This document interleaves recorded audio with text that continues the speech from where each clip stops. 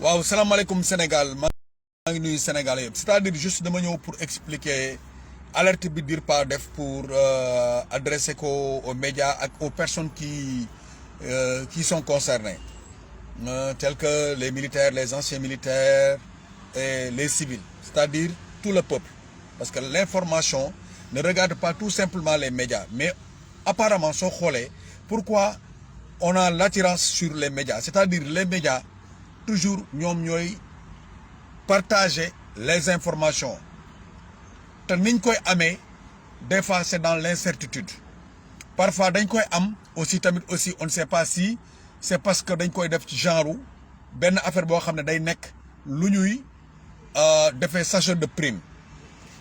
Il y a un combat silencieux, peut-être mënuñu leen taxaw expliquer ne leen Sénégal dañ fi constater benn rébellion boo xamante ni dépassé na léegi aspect même de fusil, mais rébellion bi ñuy mën a taxaw ci kanamu sénégalais yi di leen ko mën a wax du ñoom ñoo ko mën a wax, mais ñoom li ñu war a mën a traiter à leur niveau dinañ ko traiter, mais teewul dina am ay balises d'explication, d'orientation et de sensibilisation de vous mettre en garde que ni vous n'avez pas le droit, et que même si vous avez l'information vous n'avez pas le droit, parce que partant d'ici que vous êtes alerté, vous êtes à doublement averti.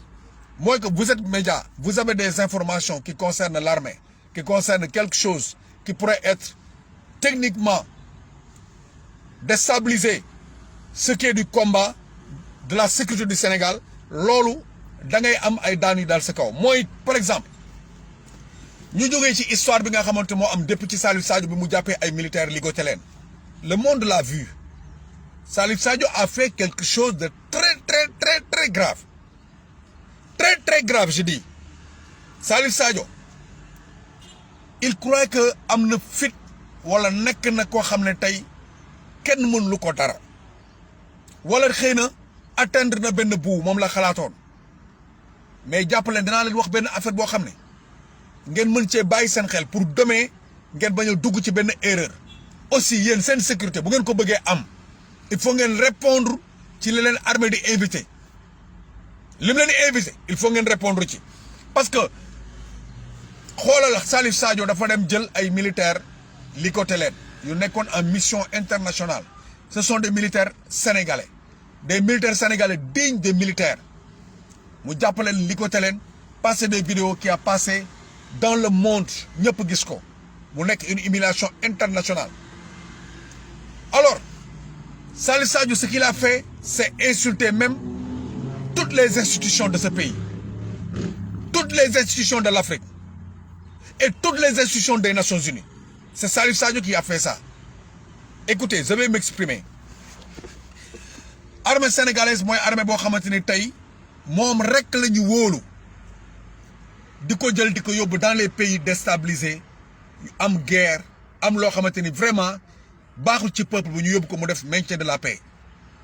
Alors suñu toogee ba cette armée là ñu ne armée bi moom lañ wóolu ci Afrique di ko jël di ko yóbbu muy def mission yooyu, ñu xool dans son pays même, son propre pays, la rébellion commence depuis des décennies. Rébellion mu ngi am Sénégal, mais chaque fois dana am benn coût social bu doon am boo xamante ça se calculait, ça se peut mesurer, parce que c'était pas un aspect politique, mais c'était un aspect de voir les choses échanger de manière équitable, qu'il n'y ait pas de frustration. Mooy Casamance Sénégal la bokk, indépendance mënu fa am tey benn Joola, benn Séeréer, benn Njaago, benn Saraxule ñoom ñëpp nekk biir Sénégal ay sénégalais lañ. Alors ñu war a gis benn Salif Sadio qui ose ce qui n'a jamais existé, osé daraan am rebelle jàpp militaire bàyyi ko ci suuf wala mu ray ko, moo xam militaire nan tamit ainsi. Mais tey bu ñu demee ba gis un rebelle am fitu jóg jàpp ay militaire ligoté leen, divulguer ko international ñëpp gis ko, cela montre qu'on ne y a autre chose comme force bu mu am. Les enquêtes sans poursuite loolu mun leen ko munul bañ a am, day am, parce que il faut ñu xool dëkk bi ñi nga xam ne tey ñoom ñooy communiquer ak rebelle yi il faut ñu xool dëkk bi ñi nga xam ne tey ñooy jox rebelle yi information wala ñooy jëlee ay information ci homme de tenue yi di ko divulguer te loolu foo ko gis am na lu koy waral parce que day am ay infiltration léegi nag loolu pour mu arrêter les informations que ça s'arrête au juste et au préalable dans la mission de nos défenses bu fi kenn génnati photo vidéo concernant lu jëm ci ay mission militaire. Même le militaire qui est dans l'armée, il n'a plus le droit de divulguer des photos lui concernant dans la compagnie, comme dans la brousse, comme nul ou quelque part il est en service. Il n'a plus ce droit. Bon, si nous tournons sur lolo, les médias, nous avons terre lolo parce que Diaplen, Salif Sadio, bimi diap militaire, ces militaires détenaient bien des téléphones portables. Et vous savez que la technologie actuellement peut devenir la position de quelqu'un sur le téléphone, sans pour autant me dire quelqu'un. Parce que la technicité de l'informatique peut donner la position du gars. Et à nos jours, vous avez bien entendu que l'armée est en train de travailler au niveau de la Casamance. Tay, si nous togué ci médias yi, dégg nan wey, y a un politicien bu amone ben auto si base rebelle lañ ko jëlé. Information bu fan la joggé, fan la jaar par étape ba yegg ci médias yi actuellement ñu diko wax. Kon donc partant de là-bas, les positions peuvent être définies parce que ay nit mën nañ fa jëlé information dem diko joxé. Et l'ennemi aurait aussi l'occasion de s'enfuir. À tous les médias de ce pays, vous êtes alertés qu'aucune des vidéos ou photos ou quoi qu'il en soit concernant la défense nationale, vous n'aviez plus le droit de le divulguer parce que vous savez que l'armée, la défense nationale obtient un point médiatique qu'on appelle DIRPA. Et DIRPA est là pour faire tout ce qui est médiatique concernant la défense. Vous êtes alertés. Vous ne savez pas ce qui se passe, mais vous le saviez, vous le saurez devant vous. Et pas longtemps. Parce que xam leen ni Sénégal am na lu fi amoon Macky Sall wax na taxaw na leen loolu du fi amaat Macky du moom moo wax loolu Macky dafa am ñu mu wóolu am ñu mu définir am ñu mu teg ci bopp armée bi ak fépp fuy institution. Alors ci ñooñu muy liggéeyal day am loo xamante ni dañ ko koy xamal dañ ko koy won dañ ko koy tegal li mu laaj ñu di ko def. Macky Sall am na fi problème bu amoon ak Ousmane Sonko li fi génnoon am ci ay manifestations gis ngeen nu mu toll ça n'a jamais existé au Sénégal. Et qui est derrière tout ça? Qu'est-ce qui est derrière tout ça? Qu'est-ce qui a favorisé tout ça? Les gens le prennent sous forme de morale ou désespoir du peuple. Du désespoir du peuple. Il y a d'autres communications qui n'a jamais été la communication au Sénégal pour non intimider ay nit. Mais comprenant des quelques frustrations que détient certains de nos jeunes, ils ont infiltré ces jeunes, les affecter, à les inviter que nous rebellons. Et leur manière de rebeller, les gens ne sont pas des fous, ils ne sont pas allés faire des formations partout pour être colonel, capitaine, général, même le soldat. Il a subi des formations, il a eu à être formé quelque part, bah à un niveau là, à un niveau là, à un niveau là.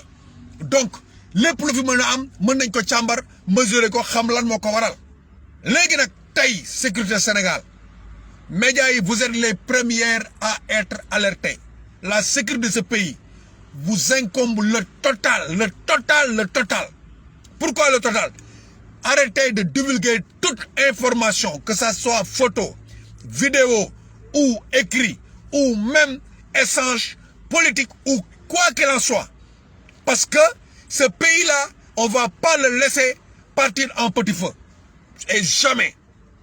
Parce que nous avons une défense qui est là pour assister notre peuple de sa signature, que ça soit une signature très propre et bien stable. Un pays stable vaut une vie meilleure. Et nous voulons une vie meilleure. Tay, politicien beau monotone, boo doon laaloog lu jëm ci wàllu rébellion génnal nga set ci wicc wala nga génn nga dénoncer sa bopp wala nga wax ne lii laa doon def bugguma woon yegg fii wala lii bépp politicien nag bu mas a am contact ak rébellion bi baye boo nga jël say devant parce que y a de ces choses on ne va plus l'accepter. Ce pays-là ça va de l'avant, c'est de notre intérêt et demain nous serons des aïeux comme nos aïeux nous ont livré ce pays dans la stabilité, nous devons les livrer à la jeunesse qui va venir dans la stabilité.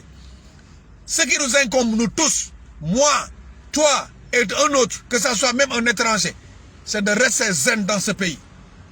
Nous sommes chargés de vous informer que yen ñep ku mu mën a doon ngeen toog fi ngeen toog def seen liggéey jàpp seen tranquillité et que n'acceptez que personne vous invite dans de l'insécurité. Parce que la sécurité, s'il est à 100%, ça commence par soi-même. Ça commence par soi-même. Comment ça commence par soi-même? Quand tu es une personne à être protégée, apprends d'abord que toi, tu dois être quelque part qui est en sécurité. Si tu vas quelque part qui n'est pas sécurisé, c'est d'abord toi qui crée l'insécurité. À bon entendeur, salut. L'insécurité commence là où vous passez des photos, des vidéos et que vous rentrez dans des détails pour parler de la défense. À bon entendeur, salut. Merci, c'était un partage de conseils. Et Dissa Prera, je vous salue. En tant que journaliste, je vous passe ce message aussi. Merci. À la prochaine.